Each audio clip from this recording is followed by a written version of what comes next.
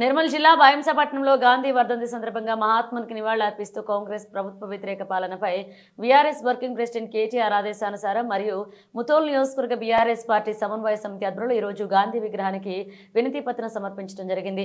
ఈ కార్యక్రమంలో సీనియర్ ఉద్యమ నాయకులు నిమ్మా సురేష్, ఎక్స్ భైంసా ఎంపీపీ వనిత, రాజేశ్వర్, యువ నాయకులు రావల పొసెట్టి, కపిల్, హసాడే, సజన్, దగ్డే, మహిపాల్, భీమేష్, అలాగే మైనారిటీ నాయకులు అజీజ్ కురేషి, వాసి, దిలీప్, అజయ్ పాల్గొన్నారు।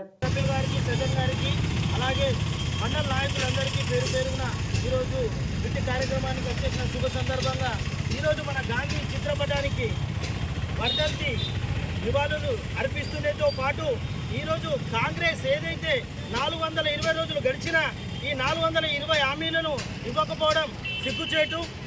ఈ ప్రభుత్వాన్ని యొక్క మహాత్మా గాంధీకి మేము ఒకటే కోరుకుంటున్నాం, అయ్యా మీ గాంధీ పేరు పెట్టుకొని ఇన్ని రోజులు కాంగ్రెస్ అడ్డగోలుగా పనులు చేస్తూ వస్తున్నది, దయచేసి మీరైనా వాళ్ళకు కనువిప్పు జరిగేలా ఈ హామీలు ఏదైతే 6 గ్యారంటీలు కావచ్చు, 420 హామీలు కావచ్చు, ఈ కాంగ్రెస్ వెంటనే రైతుల పక్షాన నిలబడి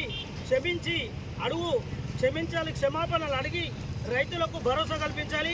అలాగే ఈ రాష్ట్రంలో రైతులతో పాటు యువకులకు కూడా ఇస్తాన్న జాబ్ క్యాలెండర్ కావచ్చు, అలాగే ఒంటరి మహిళలు కావచ్చు, వికలాంగులకు కావచ్చు, దివ్యాంగులకు కావచ్చు, మహిళలకు కావచ్చు, ఏదైతే మోసం చేసిందో ఆ మోసంకి క్షమాపణ కోరాలి।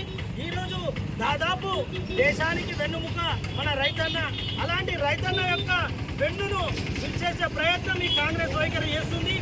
అలాగే యువతకు కూడా జాబ్ క్యాలెండర్ విషయంలో, నిరుద్యోగ వృత్తి విషయంలో, అలాగే ఈరోజు మనం చూస్తే దాదాపు వేసవికాలం రాలేదు, కానీ మనం ఎక్కడ చూసినా 3 నుంచి 5 గంటలు కరెంటు పోతుంది। ఈ కారణం ఏంటి?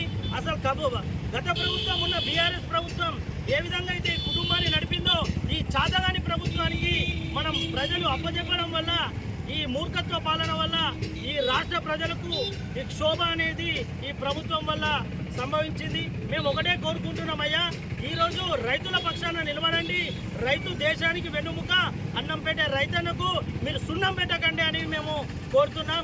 జై తెలంగాణ, జై తెలంగాణ, జై Telangana, Amar high, Amar high, Amar high, Amar high.